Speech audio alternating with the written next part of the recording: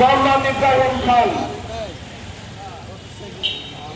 আলহামদুলিল্লাহ ওয়াসসালাতু ওয়াসসালামু আলা রাসূলিল্লাহ। প্রিয় বরিশালবাসী, আপনারা জানেন 2023 জুন মাসে যে বরিশাল সিটি কর্পোরেশন নির্বাচন হয়েছিল, এই নির্বাচনে তৎকালীন আওয়াল কমিশন, ইন্তেকাল কমিশন যে ফলাফল ঘোষণা করা হয়েছিল, সেটা আমরা বরিশালবাসী কখনোই মেনে নিতে পারবো না এবং এখনো আমরা দিচ্ছি না। আমরা এই নির্বাচনী ফলাফলকে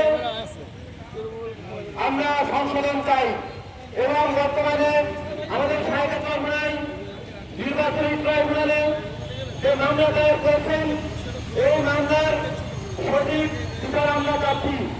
আমরা বরিশাল বাসী থেকে নির্বাচন ট্রাইব্যুনালের প্রতি আমাদের আহ্বান, তারা এই বিষয়টি খুব নিবিড় পর্যবেক্ষণ করবেন এবং আপনারা দেখছেন চট্টগ্রামের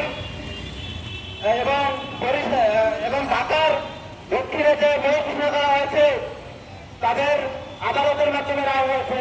তো আমাদের বরিশালবাসীর আহ্বান, এই বরিশালের আদালত আমাদের শাহেদ সামুরাইকে, তিনি যোগ্য প্রার্থী হিসাবে এই নির্বাচনে অংশগ্রহণ করেছিলেন এবং তৎকালীন আওয়ামী ফ্যাসিস্ট জুলুম করে আমাদের বিষয়কে ফিরিয়ে নিয়েছেন।